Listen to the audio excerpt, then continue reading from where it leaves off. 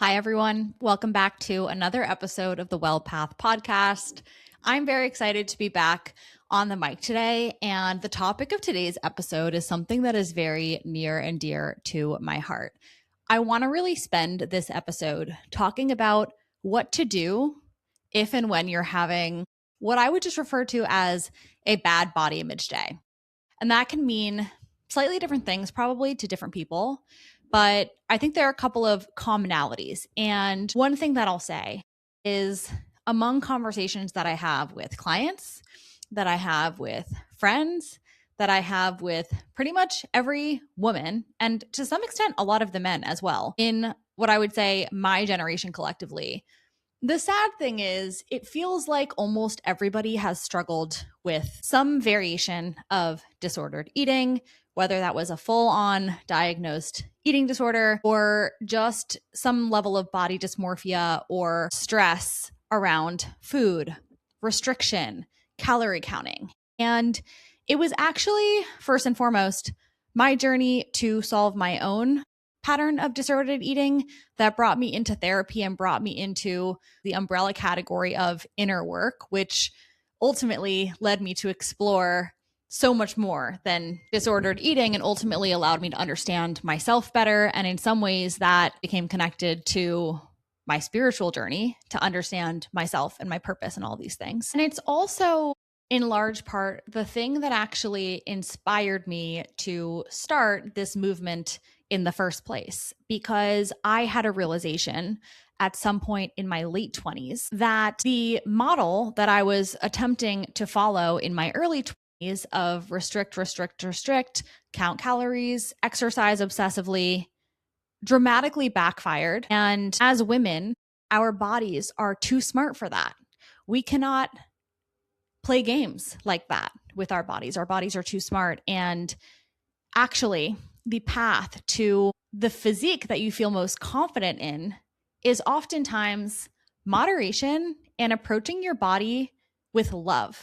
And that for me was the big mental shift that I had in my late 20s, was moving from exercising as a way to punish my body or to make up for meals that I had had, to exercising as a way to show love to my body and gratitude and appreciation to my body. And I am both proud and grateful to say that for the last 4 or 5 years, I have felt complete food freedom. I have felt, for the most part, unaffected by these issues that I used to have around body dysmorphia, body image. I felt largely confident in my body, confident in how I show up. With that being said, I am not immune to a bad body image day.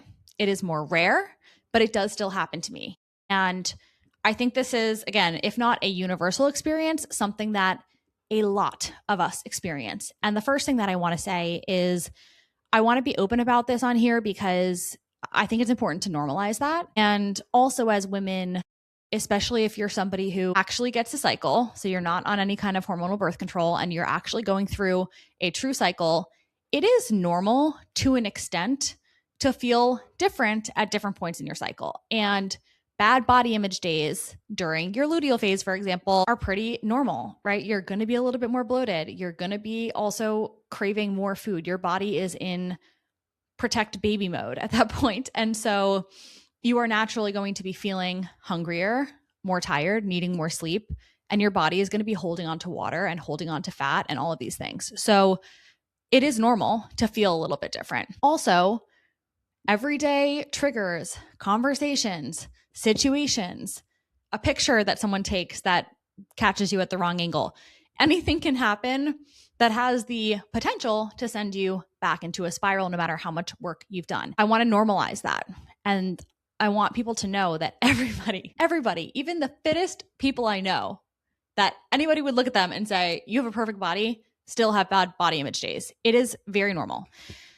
But the key here is learning how to move through the temporary feelings and emotions and thoughts that you might be having so you don't allow that moment to send you into a full-on spiral. And I want to say that I'm recording this episode right now because this weekend I had one such trigger that almost sent me into a full-on spiral. And I thankfully was able to course correct, and it still affected me, but it did not send me into a full-on spiral. And I want to spend some time in this episode to walk you through what I did to prevent it from sending me into a full-on spiral, and to give you guys some general tips and tricks and a little bit of a pep talk in case you're listening to this and you found this episode because you are having a little bit of that kind of day.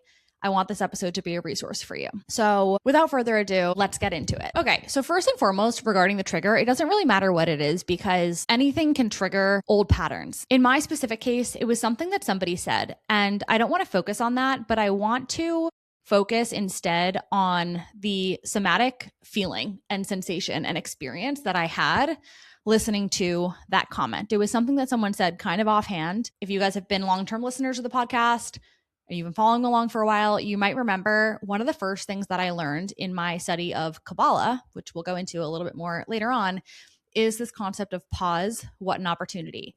When you create a pause in between stimulus and response, you give yourself the opportunity to bring your own free will online and allow yourself to choose your response rather than reacting impulsively to what is happening. So all of which to say, I didn't react in the moment, which is good, but it was also interesting because after that entire interaction, I get home and then I'm alone in my apartment and I'm replaying the conversation, and then it hits me. And it felt sort of like a tightening in my chest and this like pit in my stomach. And then thoughts started just ruminating and spiraling. And I took some deep breaths and I kind of tried to snap myself out of it by myself. But I realized pretty quickly that it wasn't going to cut it this time. And so here's what I did. I did not isolate. I did not isolate and send myself into a spiral. I called somebody that I really trust. And this is step number one, okay? If you're having a really bad body image day, and I'm talking like if you're kind of spiraling about something, the most important first step thing that you can do is to call someone that you trust. And it's important that this is somebody that you feel completely safe with, okay? So choose this person wisely. But I actually reached out to one friend who wasn't available in the moment and then reached out to another friend. And I ended up speaking to both of them. And these are both people that are part of actually my Kabbalah journey. So they're people that I knew would be approaching the situation from like the same lens that I was approaching it from. And they are both friends of mine that I feel like are complete safe spaces for me. And there's nothing off limits, and I'm never judged. And they truly want the best for me. And what I called them to talk about was, of course, I shared the anecdote because sometimes also getting something off of your chest and allowing somebody to witness you in your struggle is enough to immediately lessen the intensity of it. And I definitely felt that. But also, I wasn't really looking for advice, but I was looking for somebody to almost like think through this out loud. And the question that I was asking myself genuinely in that moment, because I had such an intense emotional reaction to it, and that's always very interesting to me. My question kind of to myself was, what is this here to teach me? Because in Kabbalah, we learn that anything that challenges us, anything that causes us pain, discomfort, or reactivity is an opportunity sent really by God, sent by our inner opponent, which is really another way of saying sent by God, as an opportunity for us to reveal more light.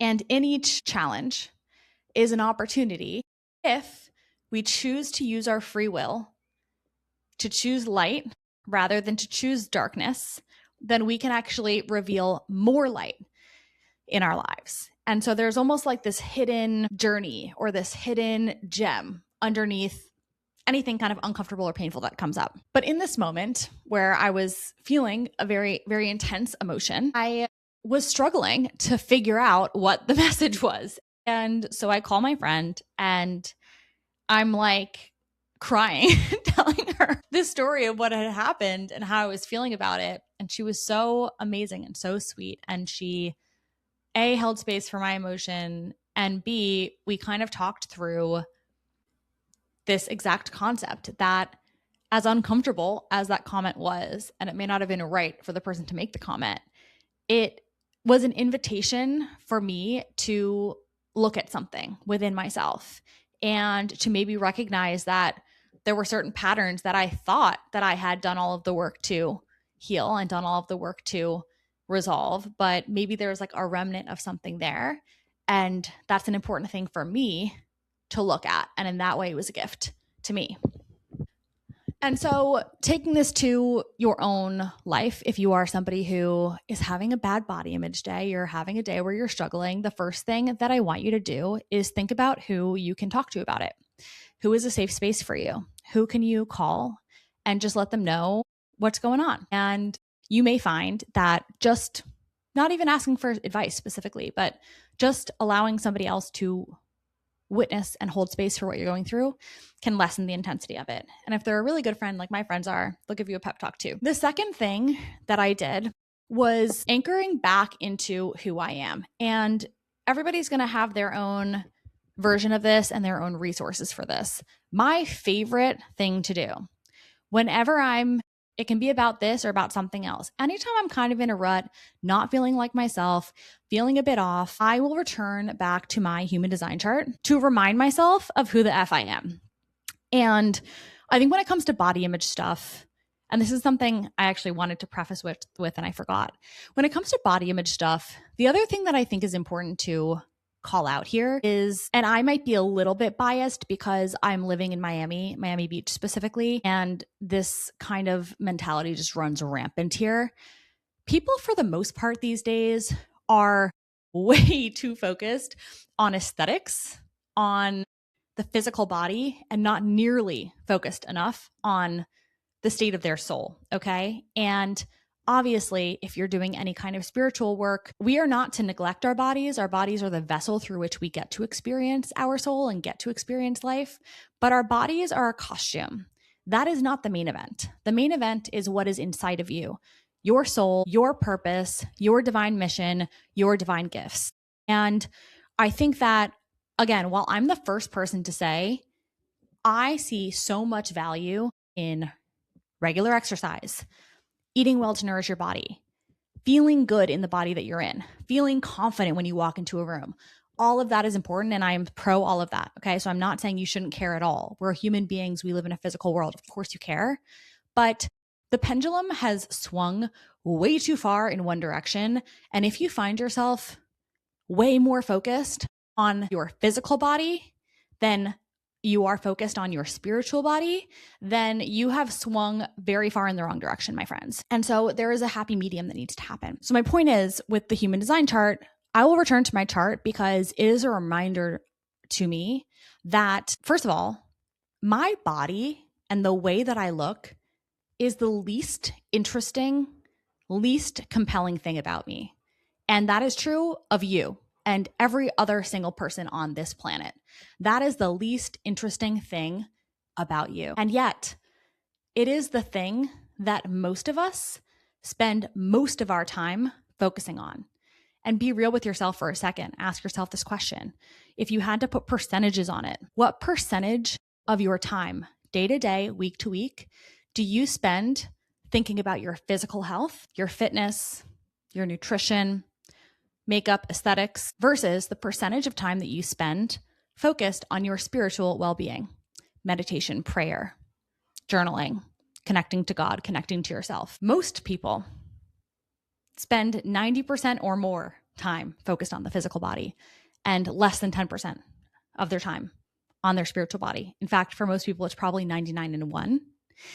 And I just say that to say that, of course, you're going to care about what you look like to an extent, but it cannot be the number one driver of your actions and your behaviors. And if you find that like all of your goals and all of your focus is driven by aesthetics, you have lost the plot. And I need to lovingly hold your hand while I call you out on that. And I think, and this is something I will do probably a full episode and probably a newsletter on, because it's something I feel really passionately about, but I'm going to try not to go on a full tangent in this episode, is I feel like while this has always been the case to some extent, the rampant use and abuse of GLP-1s among already fit, healthy people in my age group, in our generation, has really amplified this, I think. And it makes me really nervous, honestly, for our generation and the generations to come.